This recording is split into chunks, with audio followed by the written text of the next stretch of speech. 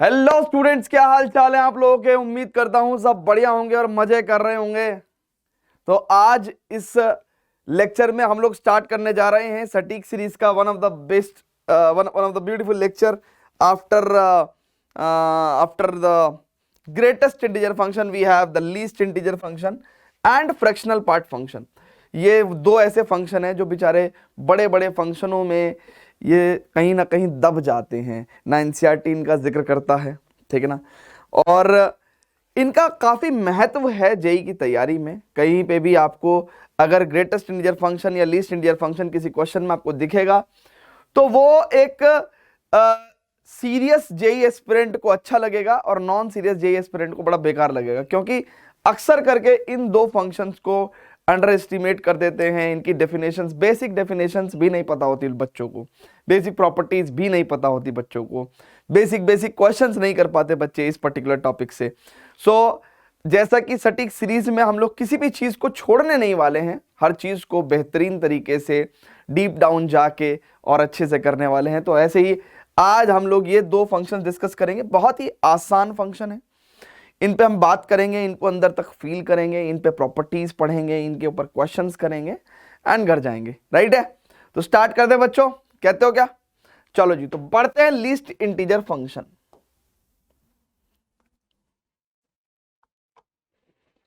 तो बात करते हैं लीस्ट इंटीजर फंक्शन पे, है ना। तो लीस्ट इंटीजर फंक्शन बिल्कुल ग्रेटेस्ट इंटीजर फंक्शन की तरह है ना। लीस्ट इंटीजर फंक्शन जो है वो मतलब बिल्कुल तो नहीं कहूंगा, उसका उल्टा है। ग्रेटेस्ट इंटीजर फंक्शन का उल्टा है least integer function. Least integer function, least integer function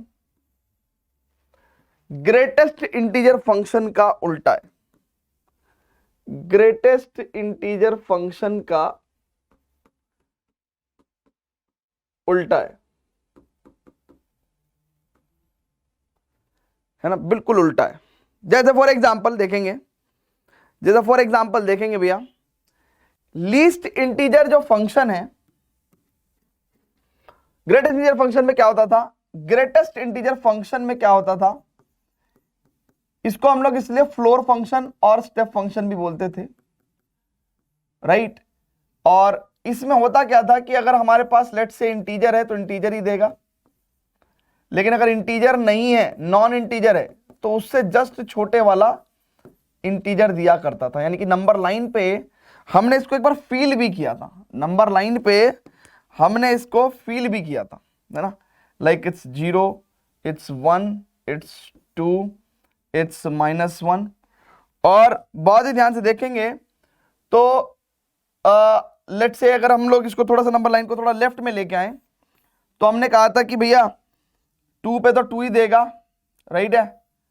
2 पे तो 2 ही देगा और बाकी जितने भी तमाम नंबर हैं उन पे ये 2 ही देगा, है ना। 2 से लेके 3 तक जितने भी तमाम नंबर हैं उन पे सब पे ये क्या देगा? 2 ही देगा, है ना। तो यानी कि जितने भी तमाम नंबर है 2.1 पे भी 2 ही देगा, 2.2 पे भी 2 ही देगा, 2.9 पे भी 2 ही देगा, है ना। राइट है, राइट है, राइट है। अब बच्चों बहुत ही ध्यान समझेंगे, लीस्ट इंटीजर फंक्शन का इसका जस्ट उल्टा केस है। इसमें हम लोग लीस्ट इंटीजर फंक्शन को हम लोग ऐसे भी लिखते हैं, सीलिंग है ना, इसको हम लोग सीलिंग फंक्शन भी बोलते हैं ना। सीलिंग मतलब छत, है ना।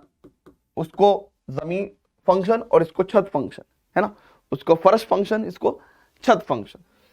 समटाइम्स इसको ऐसा राउंड ब्रैकेट एक्स में भी शो कर देते हैं, ठीक है ना। तो बच्चों बहुत ही ध्यान से देखेंगे, इसका काम क्या है कि भैया अगर लेट से 2.2 है, 2.2 है, राइट है। 2.2 का हम लोग सीलिंग फंक्शन देखते हैं तो हमारे को आंसर 3 मिलेगा, राइट है। 2 है तो सिर्फ 2 ही मिलेगा। 1.9 है तो हमको आंसर क्या मिलेगा? 2 मिलेगा। यानी कि 1.9 से बड़े जितने भी इंटीजर्स हैं उन सब में least integer, that is why we are calling it as least integer function. 1.9 से बड़े जितने भी इंटीजर्स हैं उनमें least integer is will be the answer. अगर आप इसका एक तरीके से नंबर लाइन पे बिहेवियर देखें, नंबर लाइन पर अगर बिहेवियर देखें आप, नंबर लाइन पर अगर आप बिहेवियर देखें तो यहां पे उससे उल्टा बिहेव करता है। ये क्या कहता है भैया कि भाई 0.1 पे भी आपको 1 ही मिलेगा, 0.5 पे भी आपको 1 ही मिलेगा, हर जगह आपको 1 ही मिलेगा, राइट है। आपको 1.1 पे भी आपको 2 ही मिलेगा, 1.5 पे भी आपको 2 ही मिलेगा, यानी कि सीलिंग फंक्शन है ना, सीलिंग फंक्शन, जस्ट बड़ा इंटीजर, यहां पे जस्ट छोटा इंटीजर मिलता है, वहां पे जस्ट बड़ा इंटीजर मिलता है, यहां पे जस्ट छोटा इंटीजर मिलता है, वहां पे जस्ट बड़ा इंटीजर मिलता है, राइट। हमने नेगेटिव नंबर्स पे भी ग्रेटेस्ट इंटीजर फंक्शन को स्टडी किया था कि अगर -1.2 है तो जस्ट छोटा इंटीजर कौन सा है इसका, -2, राइट है। अगर हम लोग यहां पे -1.2 की बात करें तो जस्ट बड़ा इंटीजर कौन सा होगा भैया, जस्ट बड़ा इंटीजर इज -1, जस्ट बड़ा इंटीजर क्या होगा, -1। आपको मेरी बात समझ में आ रही है, आपको मेरी बात समझ में? तो जब हमें को इसकी डेफिनेशन पता चली गई है तो हम इसका ग्राफ, इसका डोमेन, इसका रेंज, इसकी प्रॉपर्टीज पढ़ने को तैयार हैं, बिल्कुल तैयार है। तो पहले देखते हैं, ग्राफ ड्रॉ करेंगे ना, पहले इतनी बात नोट करेंगे फटाफट से, pause the video, note it down, pause the video, note it down. अब हम लोग इसका ग्राफ करेंगे ड्रॉ। देखो जी, ग्राफ ड्रॉ करने के लिए एक जनरल डेफिनेशन भी मैं डेवलप कर लेता हूं, जनरल डेफिनेशन भी डेवलप कर लेता हूं। जनरल डेफिनेशन क्या है मेरे भाई, जनरल डेफिनेशन क्या है भाई, जनरल डेफिनेशन बताओ क्या है भैया। जनरल डेफिनेशन है कि भैया अगर fx is equal to x है तो इसका मतलब क्या है, सीलिंग फंक्शन की डेफिनेशन क्या है, इसकी मतलब है, इसका मतलब है, इसका मतलब है fx is equal to what we can say, ceiling function x का मतलब क्या है, कहता है कि if x belongs to n plus 1, n to n plus 1 है ना, where n is integer, then ceiling of x will give you n plus 1। ये z को मैं सेट ऑफ इंटीजर से डिनोट करता हूं, समटाइम्स आप i से भी डिनोट करते हैं ना, कोई दिक्कत नहीं है। सो ये हमारे पास डेफिनेशन हो गई। इसका मतलब क्या है, इसका मतलब क्या है भाई, देखो जी भैया, अगर आप कुछ सोचो ना, अगर आपके पास 0 है तो आपको आंसर 0 मिलेगा, अगर आपके पास 0.1 है तो आपको जस्ट बड़ा इंटीजर 1 मिलने वाला है, और ऐसा ही आपके पास, आपके साथ कब तक होने वाला है, 1 तक, राइट है, 1 ही मिलने वाला है। तो हम लोग देखेंगे भैया 0 पे वैल्यू 0, 0.1 से, राइट, 0.1 से 1 तक आपका वैल्यू 1 ही रहेगा। द मोमेंट आपके पास 2 आ जाएगा तो आपको, अब देखो बहुत ध्यान से समझेंगे, 1.1 पे आंसर कितना आएगा, 2 आएगा, और यहां से लेके आंसर 2 ही रहेगा, ठीक है। अब बहुत ही ध्यान से देखेंगे, 1 पे आंसर कितना है, 1 ही है, लेकिन 1.1 से लेके 2 तक आंसर कितना दे देगा, 2 दे देगा। तो बनेगा वैसे ही फंक्शन, बनेगा वैसे ही फंक्शन, बट क्या हो रहा है, उल्टी डेफिनेशन के साथ स्टेप बना रहे हैं, ठीक है ना। तो बिल्कुल ऐसे ही आपका ऐसे चलता रहेगा, ठीक है ना। अच्छा इधर देखेंगे, अगर मान लो -1 पे आंसर -1, लेकिन बहुत ध्यान से देखना, -1 पे आंसर आपको -1 दिखेगा, लेकिन अगर आपके पास -0.9 है तो जस्ट बड़ा इंटीजर आपको 0 मिलेगा। तो यानी कि 0.9 पे जस्ट बड़ा इंटीजर आपको क्या मिलेगा, 0 मिलेगा। तो दैट मीन्स आपको इस तरीके से ग्राफ मिलने वाला, ठीक है ना, ऐसे करके ग्राफ मिलने वाला। क्या सभी लोग ग्राफ ड्रॉ कर देंगे भैया, किसी को कोई प्रॉब्लम है? देखो जो तरीके से चीजों को पढ़ेगा उसको तो समझ में आ जाएगा। अब स्टूडेंट्स थोड़ा सा ग्रेटेस्ट इंटीजर फंक्शन का भी ग्राफ देख लेते हैं ना। तो हालांकि जरूरी नहीं है, बट थोड़ा सा डिफरेंस देखना चाहते हैं हम लोग कि भाई किस तरीके से दोनों फंक्शन डिफरेंट वेज में बिहेव कर रहे हैं, अपोजिट वे में बिहेव कर रहे हैं। सो ग्रेटेस्ट इंटीजर फंक्शन का ग्राफ की अगर हम बात करेंगे तो बहुत ही ध्यान से देखेंगे भैया, बहुत ही ध्यान से देखेंगे। हमको पता है कि भैया ग्रेटेस्ट इंटीजर फंक्शन में 0 पे वैल्यू 0 ही मिलती है और 0.9 तक हमको 0 ही मिलती रहती रहे, तो यानी किसका मतलब 0 से 0.9 तक 0 ही मिलती रहेगी। द मोमेंट 1 आएगा और 1 पे वैल्यू 1 दे देगा एंड देन 1 से 1.9 तक इसका वैल्यू 1 ही रहेगा, ठीक है ना। फिर 2 पे 2 दे देगा एंड 2.9 तक 2 देगा, ठीक है। तो ऐसे हमारा जो है ग्राफ बनेगा। तो दोनों का डिफरेंस आप देख पा रहे हो कि दोनों ऑलमोस्ट एक जैसे दिखने वाली ग्राफ है बट फिर भी अलग है। चलो जी स्टूडेंट्स, तो मेन मुद्दा ग्रेटेस्ट इंटीजर फंक्शन नहीं है, मेन मुद्दा है least integer function, that is our motto to study. तो बात करते हैं लीस्ट इंटीजर फंक्शन पे, डोमेन एंड रेंज पे, है ना। तो भैया साफ साफ आपको दिख रहा होगा कि domain of the least integer function क्या होगा भैया, क्या होगा। किसी भी रियल नंबर पे फंक्शन तो डिफाइंड ही है ना, किसी भी रियल नंबर पे फंक्शन तो डिफाइंड ही है ना, चेक करो। सो डोमेन कितना हो गया भैया, domain is all real number. Range क्या है भैया, रेंज क्या है, range is the set of integers. आप देखो वाई एक्सिस पे ग्राफ का projection is called as range. तो आपको सिर्फ 0 मिल रहे हैं, आपको 1 मिल रहे हैं, आपको 2 मिल रहे हैं, आपको 3 मिल रहे हैं, राइट है ना। ये जो चीज है, सो 0 1 2 3। सो रेंज कितना भैया, सेट ऑफ इंटीजर्स z, ठीक है, ठीक है भैया, क्लियर है। Now let's further proceed and let's study about the least integer function में ना एक काम करते हैं, अब बात करते हैं थोड़ी सी प्रॉपर्टीज पे, थोड़ी सी प्रॉपर्टीज पढ़ेंगे, 2 4 5 प्रॉपर्टीज पढ़ेंगे एंड एक बहुत प्यारा सा क्वेश्चन उठाते हैं, राइट। बस ये कॉन्सेप्चुअली आपको आना चाहिए। अब इसका कितना सिग्निफिकेंस जेई की प्रिपरेशन में आपको जेई के क्वेश्चंस में आपको कितना यूज आएगा, वो हम लोग जब जेई के क्वेश्चंस करेंगे तब आपको समझ में आएगा। लेकिन अभी फिलहाल कॉन्सेप्चुअली समझना और उसको अप्लाई करना is our main motto, right है। तो फटाफट से इसको नोट करेंगे and let's just proceed to your properties of least integer function. Pause the video, note it down. Options देखेंगे बहुत ध्यान से, properties of least integer function, है ना, properties of least integer function, properties of least integer function, बहुत basic properties है ना least integer function. देखो थोड़ा सा कुछ 2 4 5 ऑपरेशंस देखो, क्या कि भैया मान लो कभी आपको लीस्ट इंटीजर फंक्शन प्लस कोई इंटीजर साथ मिले, तो जाहिर सी बात है भाई यह है तो लीस्ट इंटीजर फंक्शन, आप इसको इंटीग्रल पार्ट को अलग कर सकते हो, क्या प्रॉब्लम है। सो पहला तो बहुत ही बेसिक सी प्रॉपर्टी है ना, ग्रेटेस्ट इंटीजर फंक्शन में भी हमने बहुत बेसिक प्रॉपर्टी पढ़ी थी, कुछ इनइक्वालिटी से रिलेट करके पढ़ी थी, है ना। अच्छा बाकी कॉमन सेंस भी है, जरूरी नहीं है कि सारी प्रॉपर्टी हम यहां पे लिखवा दें, ठीक है।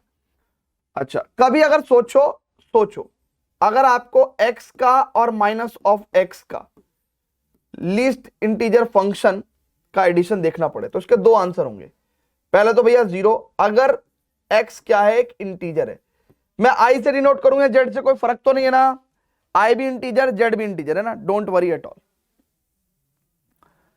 और इसके अलावा इसका क्या आंसर हो सकता है, अगर x एक नॉन इंटीग्रल वैल्यू हुआ तो कोई बात नहीं भाई, करके देख लेते हैं, प्लस का 2.3 और माइनस का 2.3, है ना, लीस्ट इंटीजर फंक्शन जस्ट बड़ा इंटीजर देगा और यहां पे जस्ट बड़ा इंटीजर देगा, यानी कि वैल्यू 1। जिंदगी में कभी भी सोचने का ही नहीं, रटने का ही नहीं। और बताऊं, चलो और बताता हूं, और बता देता हूं भैया, एक तीसरी प्रॉपर्टी लिखवा देता हूं कि अगर जिंदगी में मान लो इसका आंसर जो है लेट से n है, तो यहां से क्या इनइक्वलिटी आप बता सकते हो कि भैया अगर इसका आंसर n है तो डेफिनेटली x की वैल्यू लेस देन और इक्वल टू n होगी और ग्रेटर देन n माइनस 1 होगी। आप देख लो भैया, फॉर एग्जांपल के तौर पे अगर आपका जो ये 2 है लेट से, तो डेफिनेटली x क्या होगा भाई, x डेफिनेटली क्या होगा भैया, 2 या 2 से छोटा और लेस ग्रेटर देन 1 ऐसा कोई नंबर होगा, तभी तो जस्ट बड़ा इंटीजर 2 देगा वो, है ना। तो ये आप इसको फील भी कर सकते हैं। और प्रॉपर्टीज लिखवाऊं क्या, और प्रॉपर्टीज लिखवाऊं क्या, किताबों में बहुत प्रॉपर्टीज दे रखी होती है ना, पर जो काम किए हैं उनको लिखवाएंगे ना, बाकी क्या लिखवाना। ठीक है, एक प्रॉपर्टी लिखवाते हैं आपको, लीस्ट इंटीजर फंक्शन और ग्रेटेस्ट इंटीजर फंक्शन में रिलेशन, इसका रिलेशन की प्रॉपर्टी। मतलब समझो, लीस्ट इंटीजर फंक्शन होता है greatest integer function of x के ही इक्वल। कब, जब एक्स एक इंटीजर हो, या आई कर दो, कोई दिक्कत थोड़ी है। लेकिन जिस दिन आपका लीस्ट इंटीजर, जिस दिन आपका x क्या होगा, एक नॉन इंटीग्रल वैल्यू होगा, तो क्या होगा, तो क्या होगा भैया, आप देखो नॉन इंटीग्रल वैल्यू यानी कि least integer function 2.3 and greatest integer function 2.3, तो इसका मतलब क्या हो जाएगा भैया, it will give you 2, it will give you 3, then we can say 1 minus sorry it will be integral part of x या greatest integer function of x plus 1। आप check कर लो, आप चेक कर लो। So that is also one of the property that you can learn. ठीक है भैया, ये भी आप लर्न कर सकते हैं, ये भी आप लर्न कर सकते हैं। ठीक है, और बताएंगे, और प्रॉपर्टी बताएंगे। चलो जी, तो एक प्रॉपर्टी और देखते हैं। अब देखते हैं कि लीस्ट इंटीजर फंक्शन की वैल्यू माइनस ऑफ एक्स के लिए कैसी होगी, है ना। तो बहुत सिंपल है भाई, अगर x एक इंटीजर है तो यहां पे आंसर भी क्या आ जाएगा भैया, माइनस का x। ठीक है ना, माइनस का x। क्लियर है भाई। जैसे फॉर एग्जांपल अगर माइनस का 1 का लीस्ट इंटीजर फंक्शन वैल्यू देखेंगे तो क्या कहेंगे भैया, इट इज माइनस का 1, दैट्स इट, सिंपल, राइट है। और अगर आप बहुत ही अच्छे सेंस की बात करें तो आप इसको ऐसे भी लिख सकते हैं। ठीक है, मैं बता रहा हूं ये कुछ प्रॉपर्टीज लिख रहे हैं, इसके अलावा भी बहुत तरीके से लिस्ट इंटीजर फंक्शन बिहेव कर सकता है। वो अगर हम भले ही लिख नहीं रहे हैं तो भी हम लोग जब इस्तेमाल होने की जरूरत पड़ेगी तब हम लोग इस्तेमाल कर लेंगे, राइट है। जैसे अगर x कभी भी नॉन इंटीजर रहा, अगर x कभी भी नॉन इंटीजर रहा तो यानी कि -1.3, तो इसका आंसर क्या होगा, जस्ट बड़ा इंटीजर, जस्ट बड़ा इंटीजर। और क्या मैं इसको ऐसे भी कह सकता हूं क्या, 1 माइनस 1.3 का लिस्ट इंटीजर वैल्यू कह सकता हूं, और ऐसा मैं -2.3 के लिए भी कह सकता हूं। It will B also what, it will be just बड़ा इंटीजर। और मैं इसको कह सकता हूं 1 minus list integer value of 2.3, just बड़ा इंटीजर क्या आएगा भैया, -2.3 का जस्ट बड़ा इंटीजर तो -2 ही आएगा ना, सॉरी -2। तो 1 minus least integer value of 2.3, आप चेक करके देख लो। सो यानी कि मैं इसको 1 minus least integer value of x कह सकता हूं। क्लियर है क्या। सो बहुत सिंपल सी प्रॉपर्टीज हैं, ठीक है। 10-20% भी अगर आपको फील हो गई तो आपका काम बन गया ना। मेरी बात सुनेंगे बहुत ध्यान से। अगर अब जैसे कुछ प्रॉपर्टी मैंने लिखी नहीं है, जैसे फॉर एग्जांपल किसी दिन मेरे को कोई इनइक्वालिटी ऐसी मिल गई वेयर n इज इंटीजर, तो मैं x के बारे में क्या कह सकता हूं भाई, अब ये प्रॉपर्टी मैंने लिखवाई नहीं है, लेकिन अगर लीस्ट इंटीजर फंक्शन की वैल्यू, लीस्ट इंटीजर फंक्शन की वैल्यू लेस देन n है तो मैं x के बारे में क्या कह सकता हूं। तो इसका मतलब क्या है भैया कि लीस्ट इंटीजर फंक्शन की वैल्यू लेस देन और इक्वल टू n होगी, n-1 होगी। और अगर ऐसा है तो कैन आई राइट कि भैया x की वैल्यू भी लेस देन और इक्वल टू n-1 होगी। तो ये सब प्रॉपर्टी मैं लिखवा नहीं रहा हूं, लेकिन आपको समझ में आना चाहिए मेरे भाई, समझ में आना चाहिए। कल को मैंने ये भी नहीं लिखवाया। अब अंडरस्टूड है ना कि x की वैल्यू लेस देन और इक्वल टू n होगी। ये बात मैंने यहां पे लिखवाई तो है, ये बात मैंने यहां पे लिखवाई तो है, ये बात मैंने यहां पे लिखवाई तो है। मान लो किस दिन कोई ऐसी इनइक्वालिटी आ गई कि कोई ग्रेटर देन 4, इसकी वैल्यू आ गई ग्रेटर देन 4, तो इसका मतलब क्या होगा कि भैया इसका मतलब इसकी वैल्यू ग्रेटर देन और इज इक्वल टू 5 होगी, क्योंकि ये तो हमेशा इंटीजर ही उगलेगा, ये तो हमेशा इंटीजर ही उगलेगा। और अगर इसकी वैल्यू 5 या 5 से बड़ी है, 5 या 5 से बड़ी है, तो मैं भी क्या कहूंगा कि x की value will B greater then 4, x की value will B greater then 4, क्योंकि 4.1 होगा, तो इसका मतलब क्या उगलेगा, वो जस्ट बड़ा इंटीजर 5। तो ऐसे करके हम लोग क्या कर सकते हैं, डिडक्शंस कर सकते हैं। कॉन्सेप्ट समझ में आ गया तो फिर हम लोग क्या कर सकते हैं, रिलेट कर करके दुनिया भर के कॉन्सेप्ट इवॉल्व कर सकते हैं, अपने माइंड से लिख सकते हैं। ठीक है, तो अब अगर आप चाहते हो तो ये प्रॉपर्टीज भी मैं लिखवा देता हूं ना, ये प्रॉपर्टीज भी मैं लिखवा देता हूं ना।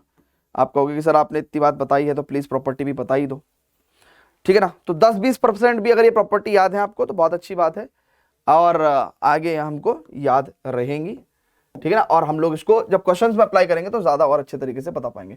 तो 5 प्रॉपर्टी वो बताई थी हमने। अब कुछ प्रॉपर्टी यहां बता देते हैं लीस्ट इंटीजर फंक्शन की, कि भैया लेस देन और इक्वल टू n के केस में क्या बिहेव करेगा, लीस्ट इंटीजर फंक्शन की वैल्यू लेस देन n के केस में क्या बिहेव करेगा।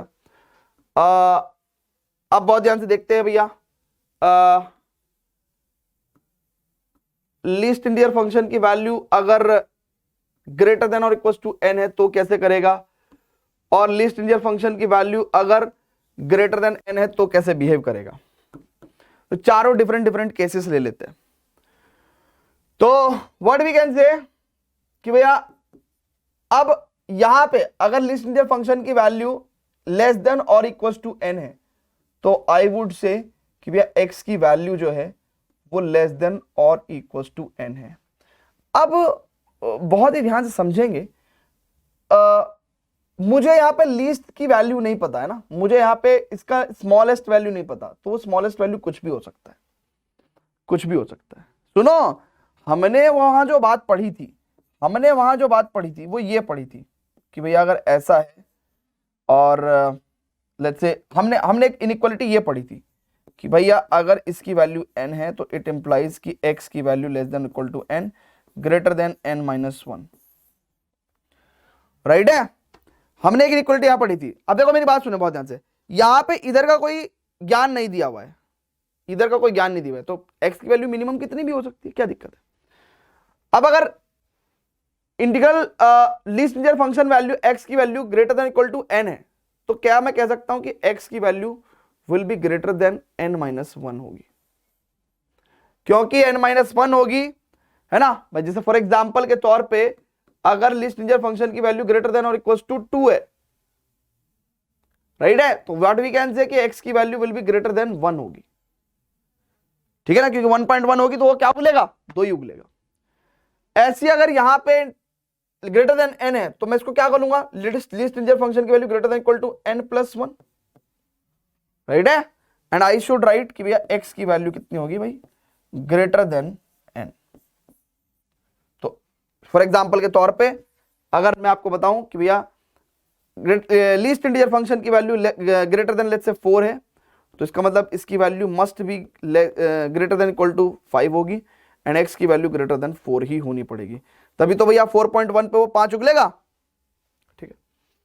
ऐसी अगर हम लोग इसकी बात करेंगे तो लिस्ट इंटीजर फंक्शन की वैल्यू अगर लेस देन n है तो इसका मतलब हम लोग क्या कह सकते हैं कि लिस्ट इंटीजर फंक्शन की वैल्यू लेस देन और इक्वल टू n-1 होगी, एंड हेंस x की वैल्यू लेस देन और इक्वल टू n-1, ठीक है ना। क्लियर है भैया, क्लियर है क्या, क्लियर है भाई। तो ये चारों प्रॉपर्टीज हमने लिखवा दी, ठीक है। तो लिस्ट इंटीजर फंक्शन पे हमने तमाम ज्ञान ले लिया है। आई होप आपको समझ में आया होगा, अच्छे से समझ में आया होगा। And now let us just proceed to the question, है ना। एक क्वेश्चन करते हैं, अब देखो कभी आपको यहाँ पे जैसे ये राउंड ब्रैकेट में लिखा हुआ है तो वो पहले डिफाइन कर रहा है कि भाई राउंड ब्रैकेट का मतलब क्या है, लीस्ट इंटीजर फंक्शन। तो इसका मतलब कोई टेंशन ही लेने का नहीं, इसका मतलब क्या है, वो जस्ट बड़ा इंटीजर उगलेगा, है ना। ये बात आपको ध्यान रखनी है। तो कोई बात नहीं, हमने दिमाग लगाया, हमको उसने कहा कि फाइंड द सॉल्यूशन सेट, तो हमने दिमाग लगाया, हमने कहा भाई ठीक है।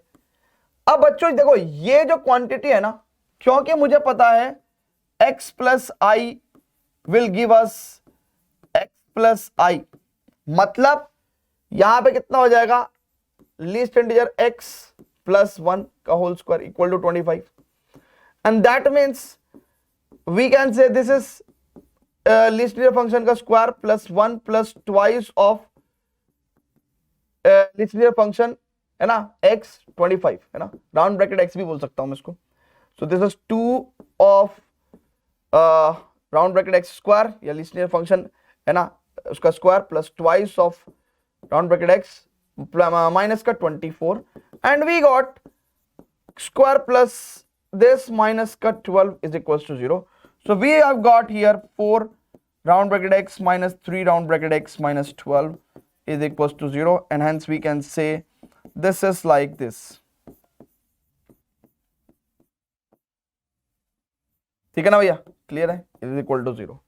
So इसका मतलब राउंड ब्रैकेट x की वैल्यू या तो प्लस का 3 या माइनस का 4। अब बच्चों बहुत ही ध्यान समझेंगे, अगर राउंड ब्रैकेट x का वैल्यू 3 है, यानी कि लीस्ट इंटीजर फंक्शन का वैल्यू 3 है, सो डेफिनेटली x का वैल्यू क्या रहा होगा भैया, greater than 2 and less than equal to 3, यही बात आई होगी।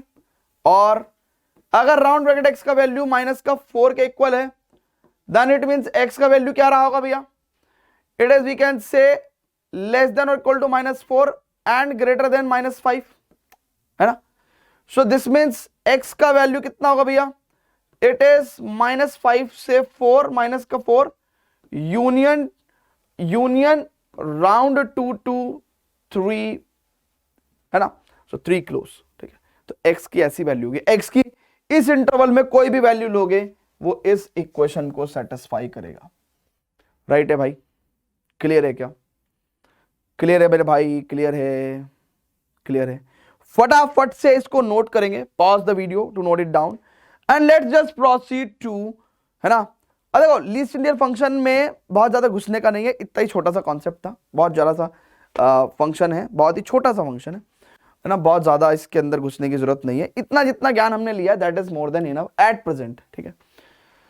फिर हम लोग कुछ मास्टरशीट करेंगे, है ना, मिक्स क्वेश्चंस करेंगे, मिक्स कॉन्सेप्ट क्वेश्चंस करेंगे, तो वहां पे ये और अच्छे से मतलब और इसका अप्लाइड फॉर्म देखने को मिल सकता है हमें, है ना। बाकी कॉन्सेप्चुअली इतना करेंगे बहुत है ना, जेई के हिसाब से बहुत है। अब बच्चों बात करते हैं हमारा दूसरा function that is called as fractional part function, and fractional part function is really important from the JEE point of view, ठीक है। फ्रैक्शनल पार्ट फंक्शन से काफी क्वेश्चंस देखे भी गए हैं, राइट है। सो फ्रैक्शनल पार्ट फंक्शन पढ़ते हैं, but before that students please pause the video, note it down.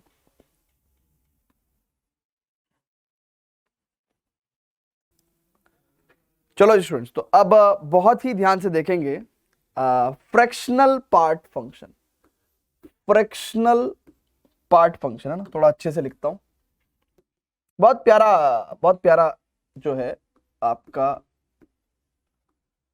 Fractional part function, इसको हम लोग करली ब्रेसिस से डिनोट करते हैं, फ्रैक्शनल पार्ट फंक्शन ऐसे, ग्रेटेस्ट इंटीजर फंक्शन को स्क्वायर ब्रैकेट x से, लीस्ट इंटीजर फंक्शन को सीलिंग x से या फिर राउंड ब्रैकेट x से, फ्रैक्शनल पार्ट फंक्शन को करली ब्रेसेस x से, है ना। लेकिन इसका मतलब क्या होता है बेसिकली बताता हूं मैं आपको। सो फ्रैक्शनल पार्ट फंक्शन क्या कहता है कि भैया किसी भी नंबर का हम लोग फ्रैक्शनल पार्ट का आंसर देते हैं, फ्रैक्शनल पार्ट का आंसर देते हैं। जैसे फॉर एग्जांपल कोई भी, जैसे मान के चलो फॉर एग्जांपल अगर हमारे पास 1.2 है तो इसका फ्रैक्शनल पार्ट कितना हो गया 0.2। अगर हमारे पास 2.3 है इसका फ्रैक्शनल पार्ट कितना हो गया भैया 0.3। अगर हमारे पास -1.2 है तो इसका फ्रैक्शनल पार्ट होगा 0.8। मतलब इसकी क्या मेथोडोलॉजी है वो बताता हूं मैं आपको। एक्चुअली हम लोग कर क्या रहे हैं, हम लोग बेसिकली फ्रैक्शनल पार्ट में कर क्या रहे हैं, हम लोग उसके इंटीग्रल पार्ट से क्या कर दे रहे हैं, बहुत ध्यान समझेंगे। फ्रैक्शनल पार्ट में हम लोग क्या कर रहे हैं, उस पर्टिकुलर नंबर के अंदर से हम लोग उसका इंटीग्रल पार्ट सब्ट्रैक्ट कर दे रहे हैं। हम लोग बेसिकली क्या कर दे रहे हैं, उस पर्टिकुलर नंबर में से उसका इंटीग्रल पार्ट सब्ट्रैक्ट कर दे रहे हैं और उससे हमारे पास क्या आ जा रहा है, फ्रैक्शनल पार्ट आ जा रहा है। अगर आप बहुत ही ध्यान से देखेंगे -1.2 का फ्रैक्शनल पार्ट कितना होगा, -1.2 में से आप -1.2 का इंटीग्रल पार्ट घटा दीजिए। तो अगर आप बहुत ही ध्यान से देखेंगे तो 1.2 में से इसका ग्रेटेस्ट इंटीजर पार्ट यानी कि इंटीग्रल पार्ट कितना होगा भैया, 1, दैट इज 0.2, राइट। 2.3 में से इसका ग्रेटेस्ट इंटीजर फंक्शन वाला पार्ट कितना होगा, इंटीग्रल पार्ट कितना होगा, -2, तो इसका मतलब 0.3। यहां पे अगर आप बहुत ध्यान से देखेंगे तो यहां पे -1.2 का ग्रेटेस्ट इंटीजर फंक्शन वाला पार्ट क्या होगा, जस्ट छोटा इंटीजर यानी कि -2 है ना, -2। बेसिकली यहां पे माइनस साइन पहले से ही है, -2, तो इसका मतलब कितना हो गया भैया, ये 2 - 1.2 इट्स 0.8। क्लियर है क्या, क्लियर है मेरे भाई। सो ऐसे करके हम लोग क्या कर रहे हैं, फ्रैक्शनल पार्ट फंक्शन को डिफाइन कर रहे हैं। तो हम लोग क्या कह सकते हैं कि भाई this is nothing but x minus integral part of greatest integer part of x, greatest integer part of x या integral part of x, like so this function is defined as this function is called as your fractional part function, this is called as your fractional part function, है ना। इसको हमने इस तरीके से define किया, clear है। और नंबर भी देख सकते हैं, अगर हमारे को -3.4 का फ्रैक्शनल पार्ट चाहिए तो सिंपल है भैया, 1 में से 0.4 घटाओगे 0.6 आ जाएगा। एक तो ये तरीका है देखने का, अगर नेगेटिव साइन है तो आप लोग 1 में से 0.4 घटा दो 0.6 आ जाएगा। लेकिन इसको दूसरे तरीके से कैसे देखेंगे, दूसरे तरीके से इसको कैसे देखेंगे भैया, -3.4 में से हम लोग उसका ग्रेटेस्ट इंटीजर वाला पार्ट घटा देंगे, तो इसका मतलब ये कितना हो जाएगा, -3.4 माइनस और ये नंबर कितना हो जाएगा, जस्ट छोटा इंटीजर यानी कि -4, सो दैट मींस 0.6। क्लियर है भैया। फ्रैक्शनल पार्ट फंक्शन में कभी भी क्या होता है, देखो डोमेन के तौर पे अगर आप देखेंगे तो डोमेन में तो भाई कोई भी रियल नंबर आप रख सकते हो, आप दुनिया का कोई भी रियल नंबर रख सकते हो, हमेशा उसका फ्रैक्शनल पार्ट निकल के आ जाएगा। अच्छा मान के चलो कभी इंटीजर रहा, उसका फ्रैक्शनल पार्ट क्या होगा, तो कोई बात नहीं, सिंपल है, 0 होगा।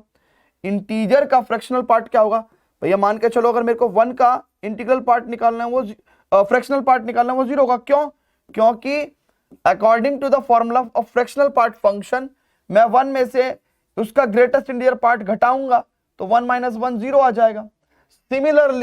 सिमिलरली व्हाट वी कैन से, किसी भी दुनिया में कोई भी इंटीजर होगा उसका फ्रैक्शनल पार्ट तो 0 ही होगा, उसके अंदर तो कोई फ्रैक्शनल पार्ट ही नहीं होगा, तो हमने आपको पॉजिटिव और नेगेटिव नंबर के फ्रैक्शनल पार्ट निकाल के आपको दिखाए। डोमेन में आप दुनिया में आप यहां पे x की जगह कोई भी रियल नंबर रख सकते हो, है ना। This is your fractional part function, आप यहां पे दुनिया में कोई भी रियल नंबर रख सकते हो।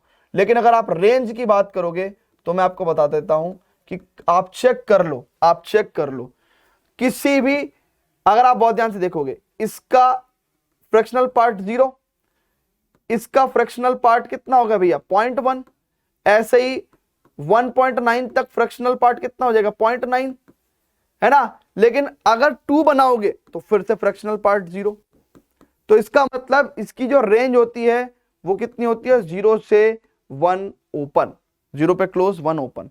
इसका ग्राफ अगर आप देखना चाहते हो, हालांकि मैं इसका ग्राफ डोमेन रेंज में बता चुका हूं, फंक्शन की डेफिनेशन बता चुका हूं, फंक्शन में बहुत सारे डिफरेंट नंबर्स देके आपको ये बता चुका हूं कि ये किस तरीके से बिहेव कर रहा है, राइट है। अब हम इसका ग्राफ बता देते हैं आपको, ग्राफ आपको अच्छे से आ जाएगा, फंक्शन की डेफिनेशन आ जाएगी, डोमेन आ जाएगा, रेंज आ जाएगा, राइट है। उसके बाद क्या होगा, हम लोग कुछ प्रॉपर्टीज पढ़ेंगे, कुछ प्रॉपर्टीज पढ़ने के बाद we will do some questions, right है।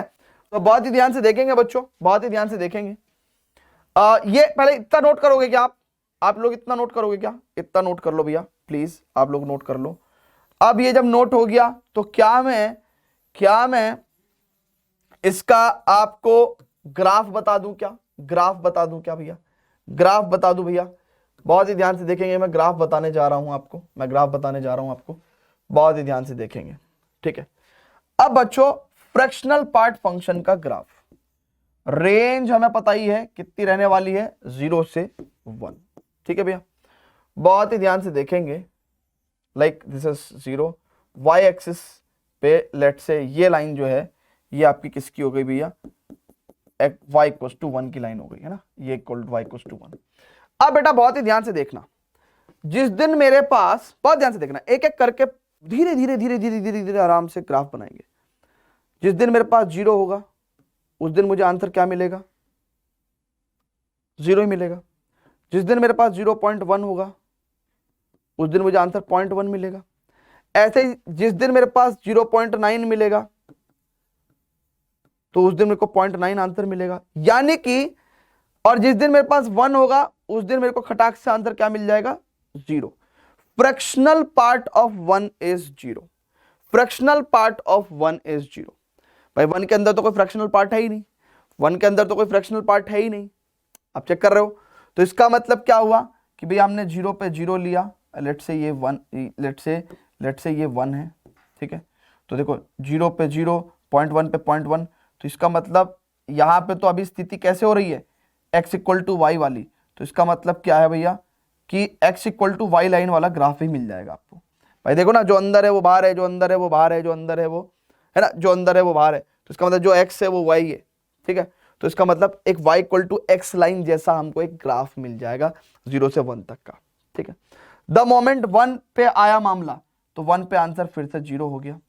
फिर आप देखेंगे 1.1 की बात करेंगे तो इट्स आंसर इज 0.1, एंड 1.9 की बात करेंगे तो it's answer is 0.9, and again जैसे 2 पे जाएगा तो इट्स आंसर इज 0। तो इसका मतलब क्या है भैया? अगर बहुत ही ध्यान से देखेंगे तो भैया यहां से लेके यहां तक इट्स 1.9 तक, है ना, इस तरीके से ग्राफ बनेगा। जैसे 2 आएगा 2 पे फिर से 0 हो जाएगा। So this is going to be like, this is going to be like, ठीक है ना, ठीक है भाई, क्लियर है क्या?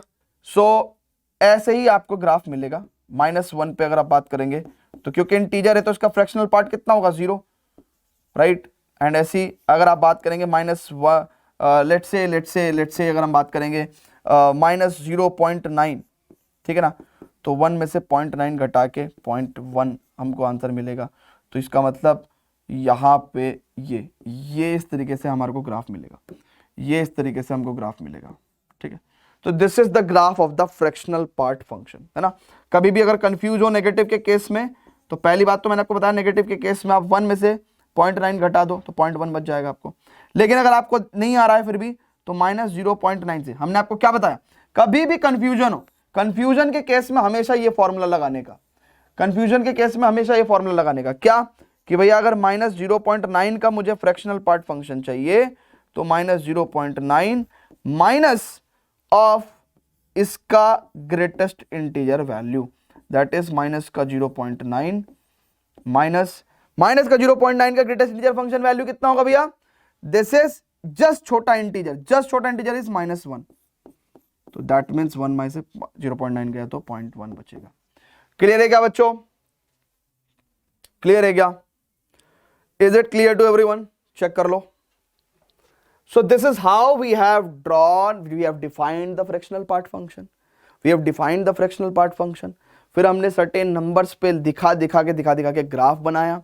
हम लोग डोमेन भी देख सकते हैं कि ऑल रियल नंबर्स हैं, एंड रेंज देख सकते हैं कि range is what, it is from 0 to 1, और 0 तो आ भी रहा है, 1 कभी भी नहीं आ रहा है, तो 0 to 1। So this is our fractional part function, right है। अब हमने फ्रैक्शनल पार्ट फंक्शन अगर आपको बता दिया है तो इसका मतलब next to this is what, अब हमको थोड़ी बहुत प्रॉपर्टीज पढ़नी है, फ्रैक्शनल पार्ट फंक्शन की थोड़ी बहुत प्रॉपर्टीज पढ़ेंगे, and then we will do the questions, right. Fractional part function पे हम लोग क्वेश्चंस करेंगे। Pause the video, note it down students please.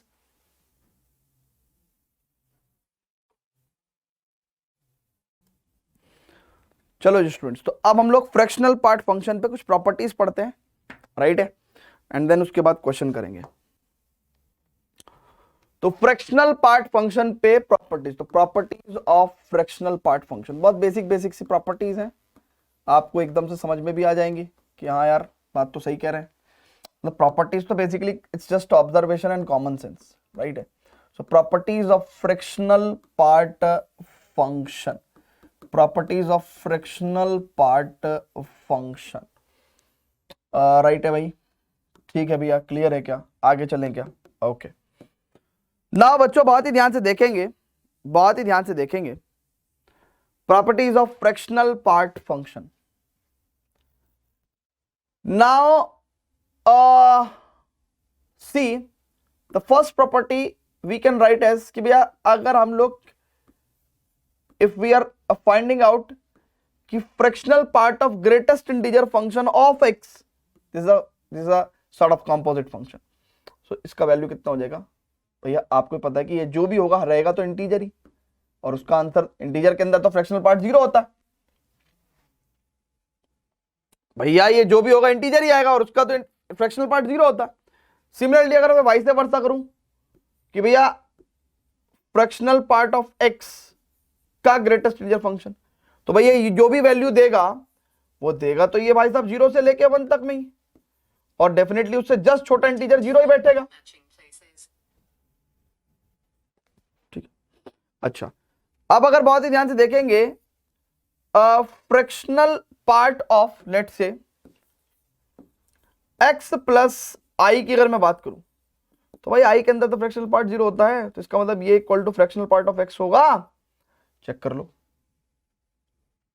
Right है। और भाई ओरिजिनल प्रॉपर्टी मत भूल जाना, ओरिजिनल प्रॉपर्टी कौन सी है कि fractional part of x is equal to x minus integral part of x, या फिर हम लोग इसको ऐसे भी कर सकते हैं कि x is equal to fraction, x is equal to integral part of x plus fractional part of x। जब मैं इंटीग्रल पार्ट ऑफ x कह रहा हूं तो इसका मतलब ग्रेटेस्ट इंटीजर वाली बात कर रहा हूं मैं, ठीक है भैया, क्लियर है। अच्छा एक और प्रॉपर्टी लिखवा दूं क्या? ज्यादा नहीं है, छोटी सी प्रॉपर्टी है। अगर fractional part of x plus fractional part of minus x की बात करते हैं तो भाई सिंपल सी बात है ना भाई कि अगर x एक इंटीजर है ना, i से डिनोट कर देंगे तो भाई इंटीजर के अंदर तो क्या ही होता है, फ्रैक्शनल पार्ट 0 ही होता है। लेकिन अगर x एक नॉन इंटीजर वैल्यू है तो जाहिर सी बात है अगर इससे 0.2 आएगा तो उससे 0.8 आएगा। देखो ना, अगर मान लो 1.2 और माइनस 1.2 इनका हम लोग फ्रैक्शनल पार्ट निकालने लगे तो उस समय क्या मिलेगा, इससे 0.2 इससे 0.8, तो डेफिनेटली हमेशा 1 ही आएगा। बहुत ही आसान है, सिंपलेस्ट प्रॉपर्टी, इजी, ठीक है भैया। तो इस तरीके से कुछ प्रॉपर्टीज आप याद रखना, ठीक है। चलो तो बहुत बेसिक बेसिक से प्रॉपर्टी मैंने आपको लिखवा दी है, अब चलते हैं और करते हैं कुछ क्वेश्चंस। देखो जैसे ये क्वेश्चन है, ये क्वेश्चन आपको बहुत वैसे तो इजी है, पर इस क्वेश्चन में ना मतलब ये फर्स्ट ऑफ इट्स काइंड देखा होगा आपने, है ना, आप लोग वैसे भी पढ़ते ही कम हो, है ना। और फिर ऐसा क्वेश्चन अगर आपको दिख जाए कि ऐसी इक्वेशन इन एक्स जो कि एक तरफ फ्रैक्शनल पार्ट फंक्शन है दूसरी तरफ ग्रेटेस्ट इंटीजर फंक्शन है ना, तो कैसे सॉल्व करें? तो बहुत ही प्यारे तरीके से सॉल्व कर सकते हैं आप, वीडियो को पॉज करके वैसे सॉल्व करने की कोशिश भी कर सकते हो। तो देखें बहुत प्यार से करेंगे इसको सोल्व ना, बहुत ही प्यार से, बस एक ही मेथोडोलॉजी है उससे ही सारे क्वेश्चन हम लोग सॉल्व कर देंगे आगे, देखेंगे भाई बहुत ध्यान से देखेंगे। देखो सबसे पहले ना मैं इसमें डील नहीं करना चाहता ना, मैं x को चेंज कर दूंगा और मैं x को बेसिकली क्या लिख दूंगा, fractional integral part of x plus fractional part of x। भाई ये तो मैंने आपको बताया ही है ना कि fractional part of x is equal to x minus integral part of x, और वी कैन से कि भैया कोई भी x है उसको हम लोग integral part of x plus fractional part of x के तौर पे लिख सकते हैं। भैया 2.5 को हम लोग खुद सोचो integral part of 2.5 plus fractional part of 2.5 के तौर पे लिख सकते हैं कि नहीं लिख सकते भैया? इट इज 2 और इट इज 0.5, चेक कर लो भाई, यही तो इंटीग्रल पार्ट है और ये फ्रैक्शनल पार्ट है, ठीक है। तो यही काम कर रहे हैं हम लोग, तो हमने ये कर दिया भाई, plus this is integral part of x, this is 4 into fractional part of x, now this is 3 integral part of x and 3 fractional part of x and 2 integral part of x, and integral part of fractional part of x is equals to 2/3 integral part of x.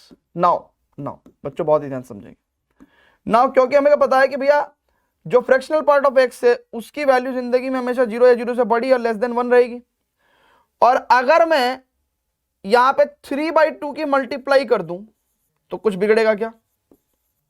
It is less than 3/2 and greater than equal to 0, और exactly ये क्या है? Integral part of x है, और अगर integral part of x की value 0 से और 3/2 के बीच में है तो यहां से समझ में आता है कि भैया कि इंटीग्रल पार्ट ऑफ एक्स की वैल्यू या तो 0 होगी या 1 ही हो सकती है इनके बीच में, तो क्योंकि भाई 0 से 3/2 तक दो ही इंटीजर्स पॉसिबल हैं, 0 और 1। क्लियर है? वंस ये हमारा हो गया तो अब इस रिलेशन में देखते हैं, क्योंकि हमें x निकालने के लिए दोनों चाहिए, दोनों, दिस एंड दिस दोनों।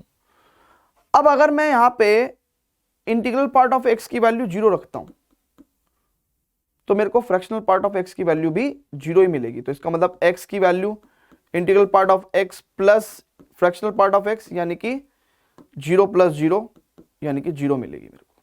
ठीक है, तो एक तो x की वैल्यू मेरे को 0 मिल गई। दूसरा अगर मैं इंटीग्रल पार्ट ऑफ x की वैल्यू लेट से 1 ले लूं, तो क्या होगा कि भैया फ्रैक्शनल पार्ट ऑफ x की वैल्यू कितनी हो जाएगी मेरे पास? 2/3। तो इसका मतलब x की वैल्यू कितनी हो जाएगी भैया?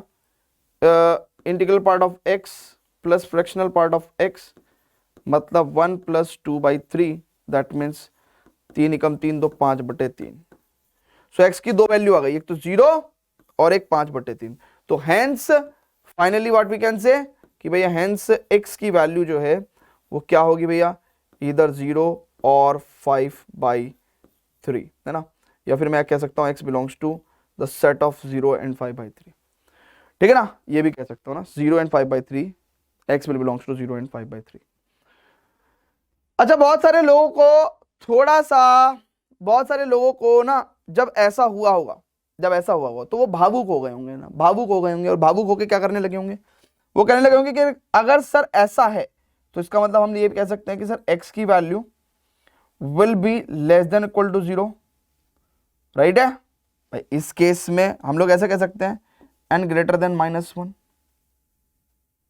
ठीक है भैया? सॉरी, जब ऐसा हुआ होगा तो बहुत सारे लोगों के दिमाग में ये आया होगा कि भैया देखो ना,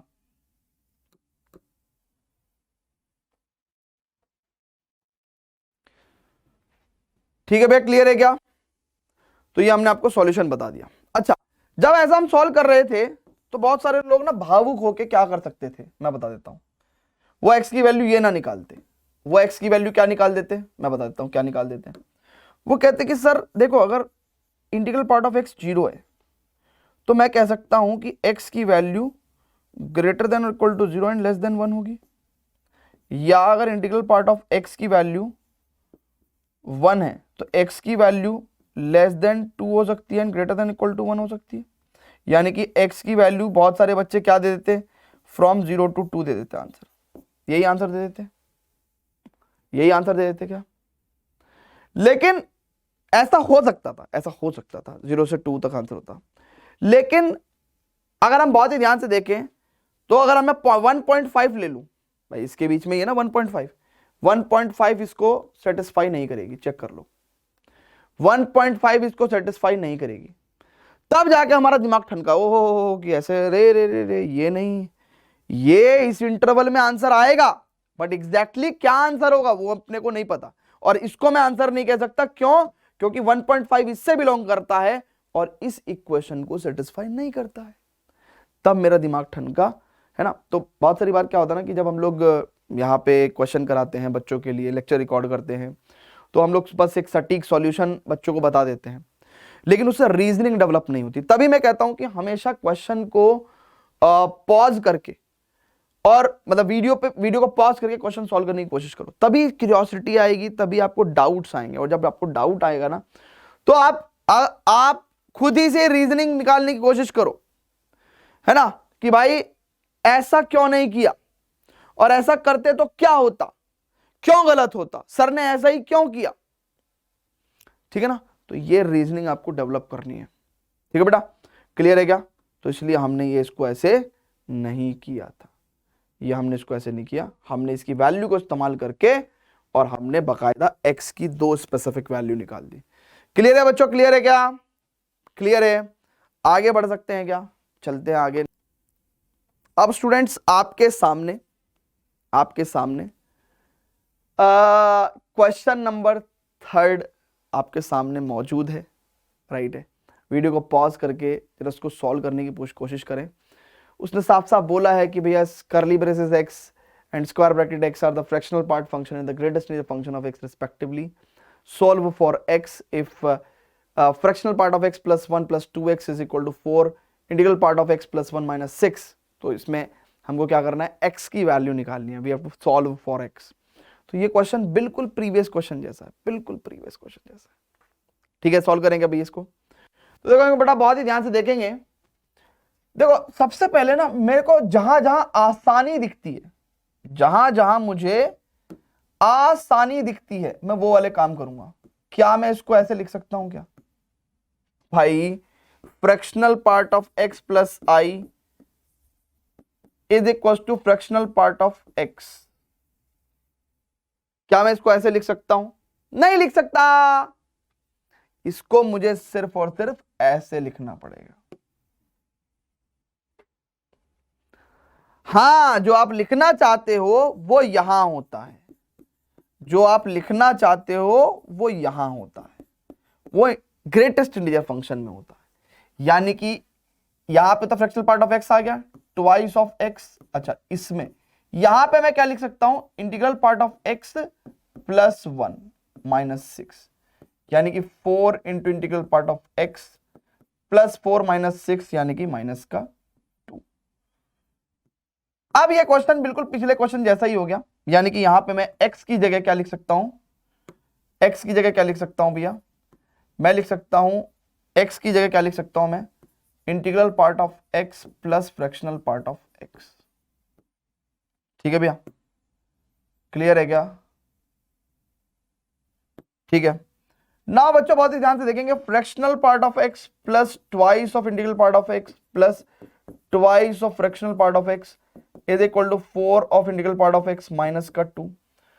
तो यहां पे मैंने देखा कि भैया ये हो गया मेरे पास, ठीक है, इसको मैं लिख सकता हूं 2 twice of integral part of x और 3 integral part of x, 3 integral part of x is equal to 4 integral part of x minus 2 integral part of x, तो 2 integral part of x minus का 2 है। This is what we have got. Okay, now बच्चों मुझे x का value निकालना है, तो मैंने क्या किया, फ्रैक्शनल पार्ट ऑफ x को मैंने बोल दिया ट्वाइस ऑफ, या फिर एक काम करते हैं 3 times fractional part of x plus 2 right is equal to twice of integral part of x। Now बच्चों बहुत ध्यान से देखेंगे, नाउ अगर मैं फ्रैक्शनल पार्ट ऑफ x की बात करूं, it is less than equal to 1, sorry less than 1 and greater than equal to 0।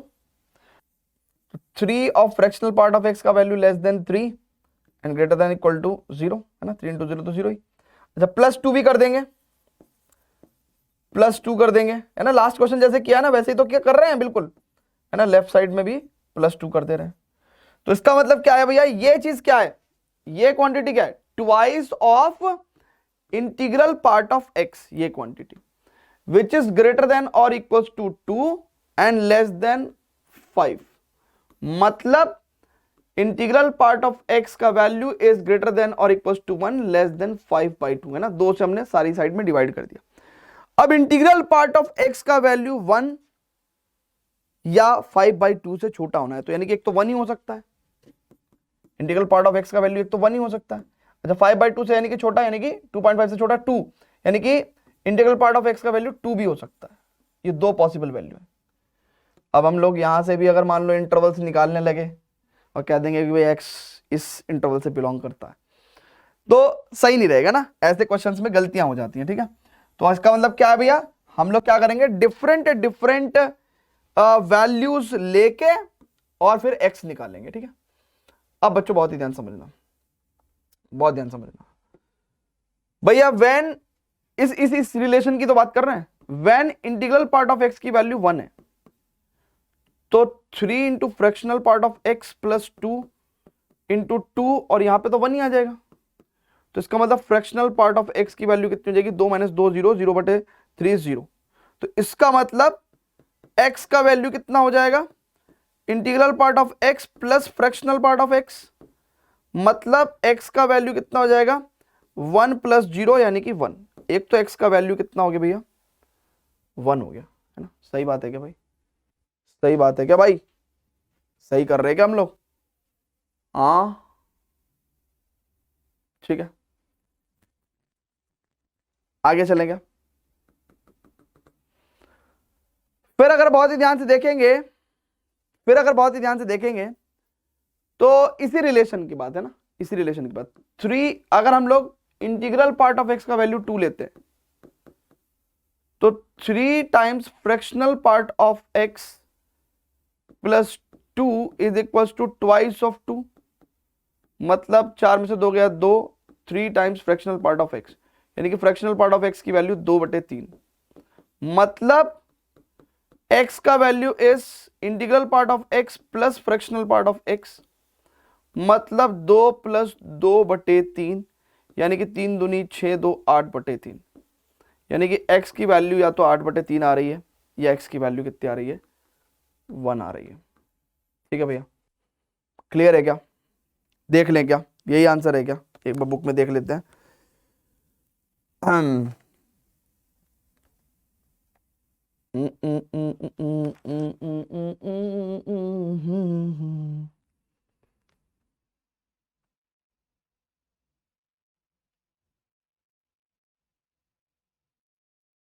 ठीक है, यही आंसर है, यही आंसर है भैया, यही आंसर है। चलो तो अब आगे चलेंगे भैया, फोर्थ क्वेश्चन पे चलेंगे बेटा, ठीक है ना। फोर्थ क्वेश्चन पे चलेंगे तो x will belongs to 1 and 8/3, ठीक है ना। तो सॉल्यूशन सेट लिख सकते हैं हम लोग कि भैया x will belongs to 1 and 8/3, है ना। This is our solution set, मतलब set of solution is called solution set, that is it. ठीक है, आगे चलेगा भैया। So before proceeding further I would suggest कि आप इसको नोट करें, है ना, क्योंकि these are the conceptual questions. Conceptual questions को यू कैन नोट डाउन, ठीक है ना। While practicing there is no need to note down, but conceptual questions you should note down. ठीक है भैया, क्लियर है, चलें आगे। तो let's proceed to the fourth question. Wonderful question, video को पॉज करके सॉल्व करने की कोशिश करें, वीडियो को पॉज करके सॉल्व करने की कोशिश करें। सो हमारे यहाँ पे एक कैमरा होता है, यहाँ लैपटॉप होता है और हमारी शक्ल दिख रही होती है इसमें लैपटॉप में, तो हम बड़ा मज़े ले रहे होते हैं नीचे देख के। ठीक है, बाकी आप लोग कंसेप्ट्स अगर आपके क्लियर हो रहे हैं तो डेफिनेटली उसमें मज़ा आएगा। तो किताबें तो बात भी नहीं करती, कम से कम लेक्चर बात तो करते हैं। बहुत सारे लोगों के बहुत सारे एक्सक्यूजेज हैं, जिनको नहीं पढ़ना वो ज़िंदगी एक्सक्यूजेज में गुजार देते हैं, है ना, जिनको नहीं कुछ भी करना है। बाकी जिनको करना है वो अनकंडीशनली करते हैं। लेक्चर नहीं होगा तो किताब से पढ़ेंगे, लेकिन करेंगे, है ना। उनको सुविधा मिल गई तो ठीक है, नहीं मिली तो भी ठीक है। वो कभी दे नेवर कंप्लेन, है ना। अच्छे लोगों की एक बात होती है कि they don't complain, what ever complain they have in their mind they improve with the time. ठीक है, वो समय के साथ अपने आप को बदलते हैं, है ना, अपना एंड्योरेंस बढ़ाते हैं, अपना रेजिलियंस बढ़ाते हैं और खूब पढ़ते हैं, खूब मेहनत करते हैं, अपने आप को इतना स्ट्रांग बना लेते हैं कि उनको ये छोटी मोटी बातें परेशानी नहीं करती, दे जस्ट एंजॉय। राइट है, बहुत सारे लोगों को कहते हैं ना, बहुत सारे लोगों को लाइफ में क्या क्या चाहिए, मतलब life should be easy, life should be easy, tasty, beautiful, है ना। और यहीं पे आदमी परेशान है, सुंदर कन्याओं को देख के परेशान है ना, बाजार के ये मैदे वाले खाने को देख के परेशान है ना। यही सब आदमी की ज़िंदगी परेशान खराब ही इसलिए है क्योंकि वो उसके अंदर पावर ऑफ रेजिस्टेंस नहीं है, वो रेजिस्ट नहीं कर सकता। और बहुत सारे लोग ऐसे भी हैं जिनकी रेजिस्टेंस इतनी खतरनाक है उनको फर्क ही नहीं पड़ता। तुम कुछ भी करते रहो भाई, वो तो अपने लक्ष्य पे फोकस्ड है। ठीक है, चलो जी स्टूडेंट्स, तो find the range of f x is equals to, अब देखो x minus integral part of x, तो it is fractional part of x, simple as that. तो यानी कि इसका मतलब इस क्वेश्चन के अंदर क्या कहा है भैया, fractional part of x 1 plus fractional part of x। अब वो कह रहा है कि फाइंड द रेंज, यानी कि हमको रेंज निकालनी है। तो लेट्स से fx की जगह मैं y लिख दूं, तो मुझे set of values of y बतानी है ना, रेंज ऑफ fx बताना है, रेंज ऑफ fx बताना है। फिर है ना, उन्होंने बोला है कि भैया this is the greatest integer function that we already know. तो चलो जी ठीक है, करते हैं भाई। तो देखो, तो एक चीज तो क्या ही है, हमने आपको बताया ही था कि भैया एक तरीका तो यही है, क्रॉस मल्टीप्लाई कर लो और यहां से set of values of y को निकालने की कोशिश करो। तो देखो निकल जाएगा कैसे, अगर आप बहुत ही ध्यान से देखोगे तो it is fractional part of x is equal to y upon 1 minus y। अब बच्चों फ्रैक्शनल पार्ट ऑफ x का वैल्यू आपको पता है जिंदगी में हमेशा greater than equal to 0 and less than 1। तो इसका मतलब क्या हो गया कि भैया y अपॉन 1 माइनस y का जो वैल्यू है वो भी ग्रेटर देन और इक्वल टू 0 रहेगा एंड लेस देन 1 रहेगा। अब हमको इसको सॉल्व करना, ये दो इनइक्वालिटी है, ये दो इनइक्वालिटी है, ये दो इनइक्वालिटी है। इन दो इनइक्वालिटी को सॉल्व करके हमको क्या करना है, y का सेट ऑफ वैल्यूज निकालना है। y upon 1 minus y is greater than और equal to 0, so y upon y minus 1 is less than और इक्वल टू 0, है ना, माइनस से मल्टीप्लाई कर दी तो हमने ऐसा कर दिया। वे भी कर लगाएंगे तो 0 1, ठीक है, और प्लस माइनस प्लस, तो डेफिनेटली हमारा जो सॉल्यूशन रीजन आ गया, कितना आ गया भैया, देखो y की वैल्यू +1 नहीं हो सकती है ना, तो सॉल्यूशन रीजन हमारा ये हो गया। ठीक है, अब दूसरी इनइक्वालिटी से सॉल्व करेंगे। अच्छा, दोनों साइमल्टेनियसली सॉल्व होनी जरूरी है, एंड लाइक सिचुएशन है, एंड लाइक सिचुएशन है। तो ये एंड और को भी समझा करो, है ना, कभी आप यूनियन और इंटरसेक्शन में कुछ गड़बड़ कर दो। जब एंड लाइक सिचुएशन होगी तो इंटरसेक्शन होगा, जब और लाइक सिचुएशन होगी तो यूनियन होगा। ठीक है, सो अब y अपॉन 1 माइनस वाई, ये देखो ये अलजेब्रिक इनइक्वालिटीज आपको हमने सिखाई हैं, रैशनल इनइक्वालिटीज सिखाई हैं आपको। तो y upon 1 minus y minus 1 कर देंगे भैया, इसको ऐसे सॉल्व करेंगे, क्रॉस मल्टीप्लाई नहीं करेंगे भैया। तो y minus 1 plus y upon 1 minus y and less than 0, so it means 2y minus 1, और व्हाट वी कैन से बच्चों, what we can say y minus 1 कर देंगे, यानी कि माइनस से मल्टीप्लाई करके ग्रेटर देन 0 कर लेंगे। अब यहां पे 1/2 और 1, ठीक है, this is the case. Now बच्चों बहुत ही ध्यान से समझेंगे कि भैया ग्रेटर देन 0 में मतलब प्लस माइनस प्लस, यानी कि अच्छा y की वैल्यू 1/2 हो सकती है, हो सकती है कि नहीं हो सकती है, नहीं हो सकती, नहीं हो सकती, ठीक है ना। अच्छा 1 हो सकती है क्या, नहीं हो सकती। तो अब देखो ये कह रहा है कि 0 से 1 के बीच में होना चाहिए और ये कह रहा है 1/2 से छोटा होना चाहिए। तो इन दोनों का अगर हम लोग इंटरसेक्शन करेंगे तो हमको पता भैया x की वैल्यू 0 से और यहां पे हाफ तक ही रह जाएगा, है ना, क्योंकि वो कह रहा है 0 to 1। देखो ना, आप ऐसे समझो, आप ऐसे समझो, this intersection with what, negative infinity to minus plus 1/2 union 1 to infinity। तो इसका आंसर क्या दे दोगे भैया, इसका आंसर डेफिनेटली क्या होगा भैया, इट इज 0 से हाफ, 0 से half, that's it, that's it, that's it. Clear है क्या, 0 से हाफ, क्लियर है मेरे भाई, 0 से हाफ, ठीक है, ठीक है। सिंपली आपको इस तरीके से चीजों को सॉल्व करना है, वंडरफुल। और ये मैं एक्स क्यों कह रहा हूं भाई, सॉरी, क्या हो गया भाई मुझे, ये तो y की बात चल रही है ना, तो y की value should belongs to this, मैंने x लिख दिया, ओ भाई कितनी बड़ी गलती, y की value should belongs to 0 to half, है ना, this is the range. So set of values of y is called as range, so this is the range, this is the range, यही रेंज है, यही range है, यही range है, यही range है, यही रेंज है। क्लियर है क्या, वेरी गुड। चलो जी, तो आज के लेक्चर का एक लास्ट क्वेश्चन हम लोग करेंगे and will definitely enjoy this question. ठीक है भाई, करें क्या, फटाफट से इसको नोट कर लेंगे, बहुत प्यारा कॉन्सेप्चुअल क्वेश्चन है। Let's proceed to question number 5। Let's proceed to question number 5 and this is the last question today. ठीक है, इसमें मॉडुलस, ग्रेटेस्ट इंटीजर फंक्शन और फ्रैक्शनल पार्ट फंक्शन तीनों इन्वॉल्व है। इसके बेस पे डीपीपी, इसके नोट्स आपको सटीक सीरीज के अंडर मिल जाएंगे, इसके डीपीपीज आपको सटीक सीरीज पे मिल जाएंगे, है ना। तो आपको इसके क्वेश्चन सॉल्व करने हैं, तभी जाके मजा आएगा, है ना। क्वेश्चन नहीं करोगे तो ये कुछ दिनों तक याद रहेगा, मैं भी शायद याद कर भी लोगे काफी लंबे समय तक, लेकिन अप्लाई नहीं कर पाओगे। तो तभी मैं कहता हूं कि एक एप्लीकेशन तो यही किया करो, क्लास में वीडियो को पॉज करके देखा तो करो कि क्वेश्चन में प्रॉब्लम क्या है। देखो, जो लोग क्वेश्चन के साथ लड़ना भिड़ना पसंद नहीं करते, उनका जेई तो वैसे भी क्रैक नहीं होना। क्वेश्चन के सॉल्यूशन रटने को बहुत सारे लोग जेई की प्रिपरेशन स्टार्ट करते हैं, है ना। भारत में 10 लाख लोग जेई का फॉर्म भरते हैं, ठीक है ना। 10 लाख लोग जेई का फॉर्म भरते हैं, ठीक है ना।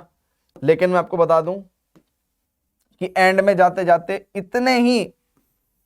इतने से ही प्रिपेयर्ड लोग, ये इतने से ही प्रिपेयर्ड लोग पेपर देते हैं, और उसमें भी ये एक अच्छी प्रिपरेशन, गुड प्रिपरेशन वाले लोग होते हैं, और इनका सिलेक्शन हो जाता है, सिंपल। तो सही मायने में इन लोगों के साथ तो कंपटीशन ही नहीं है आपका, इनके साथ तो कंपटीशन ही नहीं है, क्योंकि ये तो सब गिव अप करने वाले लोग हैं, ये छोड़ देंगे बीच में, प्रिपरेशन ही छोड़ देंगे। ये लोग एंड तक रुकेंगे, और इनमें भी कुछ लोग क्या करेंगे, टेक्निकली जैसे प्रॉपर रिवीजन करना, डीपीपी सॉल्व करना, है ना, प्रॉपर रिवीजन करना, डीपीपी सॉल्व करना, टेस्ट देना, तो इन लोगों का सिलेक्शन हो जाता है। बस यही है, और क्या है। It's a game of a cycle, whole cycle. ठीक है, समझ में आए, ये जिंदगी में ध्यान रहेगा ना। ठीक है, जिंदगी में ध्यान हो या ना हो, लेकिन जेई प्रिपरेशन के दौरान जरूर ध्यान रखना, ठीक है। चलो भैया, तो एक क्वेश्चन है भैया, बहुत ही ध्यान से देखेंगे। और देखो, सबसे पहली बात ना, मॉडुलस से कभी जिंदगी में घबराना नहीं। अगर x की value greater than equal to 1/2 होगी, केस 1, तो भाई सिंपल है, इसको हम लोग, ये पॉजिटिव है, अगर मान लो ये पॉजिटिव है, ये पॉजिटिव है का मतलब क्या है भैया, कि भैया x की value greater than equal to 1/2 है, तब हम लोग मॉडुलस को तो हटा देंगे, मॉडुलस को तो हटा देंगे हम लोग, बस। अब देखो इस क्वेश्चन को कैसे सॉल्व करेंगे, सिंपल है ना। x को हम लोग क्या लिख देंगे, x को हम लोग क्या लिख देंगे भैया, देखो x को हम लोग क्या लिख देंगे, x को हम लोग लिखेंगे integral part of x plus इस x को, और क्या लिख देंगे, fractional part of x -1 3 times integral part of x and twice of fractional part of x। So this is twice of integral part of x plus twice of fractional part of x -1 3 times integral part of x plus twice of fractional part of x। मतलब I can see here, oh my God, मैं ये क्या देख रहा हूं, ये खत्म हो गया भाई चाचा, देखो बहुत ध्यान से, एंड ये हो जाएगा integral part of x is equal to -1। Integral part of x की वैल्यू कितनी हो गई भैया, -1। द मोमेंट आप इंटीग्रल पार्ट ऑफ x की वैल्यू -1 रखोगे, और इसके अंदर तो मेरे ख्याल से सब कुछ खत्म ही हो गया ना यार, सब कुछ खत्म हो गया क्या, सब कुछ खत्म हो गया क्या भैया, चेक कर लो, यस। तो सिंपल, अगर इंटीग्रल पार्ट ऑफ x की वैल्यू -1 है, ठीक है ना, तो वी कैन से भैया x की वैल्यू विल बिलोंग्स टू कितना, it is what we can say -2 से -1 क्लोज तक। यही करेंगे क्या भाई, यही करेंगे क्या भाई, भाई ऐसे ही करेंगे ना भाई, चेक करो ना, क्या कहूंगा मैं, कि भैया x की वैल्यू लेस देन और equal to -1 and greater than -2, ठीक है। तभी तो क्या होगा, अगर ऐसा होगा भाई, मान के चलो इसके बीच की बात करते हैं, -1.15, नहीं भाई, नहीं नहीं नहीं, गलत कर रहे हैं यार, अभी हमने इतना ग्रेटेस्ट इंटीजर फंक्शन पढ़ लिया ना, तो हमको थोड़ा सा गलत हो रहा है भाई।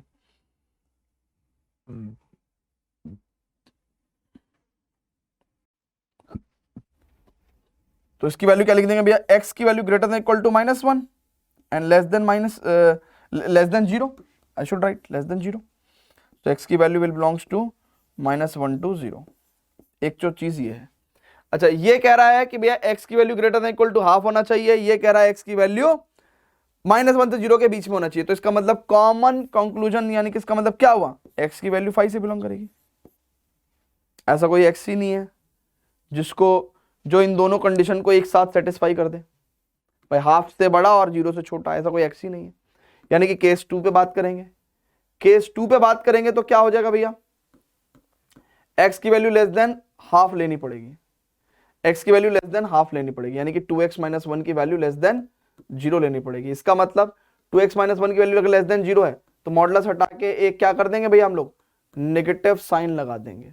It is equal to 3 times of integral part of x plus twice of fractional part of x, मतलब माइनस का 2x plus 1 is equal to 3 times integral part of x plus twice of fractional part of x minus 2। अब देखो इसको मैं क्या लिख दूंगा, इसको मैं लिख दूंगा भैया x को क्या लिख दूंगा मैं, x plus sorry integral part of x, देखो x को क्या लिख रहा हूं मैं, integral part of x plus fractional part of x plus 1 is equal to 3 times of integral part of x plus twice of fractional part of x।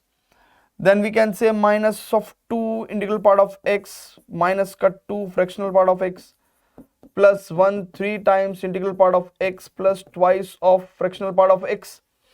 Right है भाई। अब गेम समझ में आ रहा है क्या, गेम समझ में आ रहा है क्या भैया, इट इज जस्ट लाइक ये इधर चला जाएगा तो कितना हो जाएगा भाई 5 इंटीग्रल पार्ट ऑफ x और ये इतना आ जाएगा तो भैया 1 - 4 fractional part of x। This is the equation, ये इक्वेशन है जो बवाला मचाएगी, वो ये इक्वेशन बवाला मचाएगी। अच्छा ध्यान रहे x की वैल्यू लेस देन हाफ के लिए ये वैलिड है, ठीक है। अब बच्चों बहुत ही ध्यान से समझेंगे कि integral part of sorry fractional part of x की value less than 1 greater than equal to 0 रहती है। अगर मैं -4 से मल्टीप्लाई कर दूं तो आपको भी पता है कि ये -4 आ जाएगा, यहाँ पे 0 आ जाएगा और इनइक्वलिटीज के साइन चेंज हो जाएंगे। अगर मैं +1 ऐड कर दूं, अगर मैं +1 ऐड कर दूं, बहुत ध्यान से देखेंगे, अगर मैं +1 ऐड कर दूं ऑल दी साइड्स तो इसका मतलब क्या हो जाएगा भैया, it is 1 - 4 times fractional part of x is greater than -3 and less than और is equal to 1 and this particular is 5 times integral part of x greater than -3 and less than equal to 1 and integral part of x की value अगर greater than -3/5 हो गई and less than equal to 1/5 हो गई तो भाई देखो एक बात सुनो, ये 1/5 कितना हुआ, इट इज 0.2 और -3.5 कितना हुआ, माइनस का 0.6। इनके बीच में अगर कोई इंटीजर है तो वो क्या है, 0 है। तो इसका मतलब इंटीग्रल पार्ट ऑफ x का वैल्यू कितना हो गया भैया, 0। और अगर इंटीग्रल पार्ट ऑफ x का वैल्यू 0 हो गया तो इसका मतलब यहां पे इस इक्वेशन में रखेंगे तो कितना हो जाएगा 1 - 4 times fractional part of x का वैल्यू 0, ठीक है ना, 4 times fractional part of x is equal to 5 times और इंटीग्रल पार्ट ऑफ x का वैल्यू 0। तो इसका मतलब ये तो 0 हो गया भैया और सही मायने में तो 4 फ्रैक्शनल पार्ट ऑफ x का value 1, so fractional part of x का वैल्यू कितना हो गया भैया 1/4 and hence we can say that कि भैया x कितना होगा, integral part of x plus fractional part of x is equal to 0 plus 1/4, तो इट इज लाइक 1/4, ठीक है। तो ये थोड़ा सा लंबा हो गया question but it's a good question. अब बहुत ही ध्यान से देखेंगे कि जो 1/4 है वो टेक्निकली आपको इसको सेटिस्फाई भी कर रहा है, किसको सेटिस्फाई कर रहा है, इसको सेटिस्फाई भी कर रहा है। तो इसका मतलब एक ही आंसर होगा यहाँ पे 1/4, है ना। So x is equal to 1/4 is the only answer, x is equal to 1/4 is the only answer of this particular equations. तो इस तरीके के मिक्स्ड कॉन्सेप्ट फंक्शनल इक्वेशंस की अगर हम बात करें तो बढ़िया है, मजा आया। तो उम्मीद करता हूं स्टूडेंट्स कि आपने आज इस लीस्ट इंटीजर फंक्शन और फ्रैक्शनल पार्ट फंक्शन की जर्नी को एंजॉय किया होगा, राइट है। और सभी क्वेश्चंस आपको समझ में आएंगे। इसके नोट्स आपको स्कोर प्लस ऐप पे सटीक सीरीज के अंडर मिल जाएंगे और इसके डीपीपीज भी आपको लेक्चर के नीचे ही मिल जाएगी। Please solve the questions and boost your confidence. See you in the next lecture and we'll start some of the good functions and most probably we will start with the exponential and logarithmic functions, right है। So हम लोग बीच में actually trigonometric function और ITF function करने वाले थे, then I was discussing with the team, right, और एसएमईज एंड तो फिर मैंने कहा कि नहीं यार, फिर ट्रिग्नोमेट्रिक फंक्शंस और आईटीएफ ना उधर ही पढ़ाएंगे डिटेल में, क्योंकि इधर पढ़ाएंगे तो हल्का पढ़ाना पड़ेगा, और जब पढ़ाना ही है तो डिटेल डेप्थ में जाके पढ़ाएंगे उधर ही, किधर, ट्रिग्नोमेट्री में और आईटीएफ चैप्टर में। तो इसलिए हमने उन फंक्शंस को यहाँ से हटा के उन्हीं चैप्टर्स में ही शिफ्ट कर दिया। नहीं तो मेरी कोशिश ये थी कि जब फंक्शन पढ़ा रहे हैं तो ट्रिग्नोमेट्रिक फंक्शन और आईटीएफ फंक्शन भी पढ़ा दें, लेकिन उनके क्योंकि डिफरेंट चैप्टर्स हैं तो उनको अपने अपने सेपरेट चैप्टर्स में हम लोग डिस्कस करेंगे। बाकी सो फार जैसे कि मैंने आपको वहाँ पे ओवरव्यू में बताया था पहले लेक्चर में कि भाई हम लोग फंक्शन की डेफिनेशन पढ़ी थी। फंक्शन की डेफिनेशन पढ़ने के बाद मैंने पूरा रोड मैप बताया था कि हम लोग कितने कैसे कैसे फंक्शंस की डोमेन, रेंज एंड ग्राफ पढ़ने वाले हैं। पहले हमने एल्जेब्राइक फंक्शन पढ़े, एल्जेब्राइक फंक्शंस में अंदर सिंपल हमने polynomial function, rational function, irrational function पढ़े, मॉडुलस फंक्शन पढ़े, ग्रेटेस्ट इंटीजर फंक्शन पढ़े, लीस्ट इंटीजर फंक्शन पढ़े, फ्रैक्शनल पार्ट फंक्शन पढ़े। एल्जेब्राइक में एक और फंक्शन होता है that is called as signum function, एक हम उसको भी कवर करेंगे नेक्स्ट लेक्चर में। और क्योंकि सिग्नम फंक्शन बहुत ज्यादा बड़ा नहीं होता है तो उसके साथ हम लोग फिर नॉन एल्जेब्राइक फंक्शन पे पहुंचेंगे। नॉन एल्जेब्राइक फंक्शंस में trigonometric, ITF, exponential and logarithmic, क्योंकि ट्रिग्नोमेट्रिक और आईटीएफ हम लोग उनके सेपरेट चैप्टर्स में करेंगे, तो इसलिए नेक्स्ट लेक्चर में signum, exponential and logarithmic function हमारा मेन टारगेट होगा। तो see you in the next lecture, love you all, bye bye.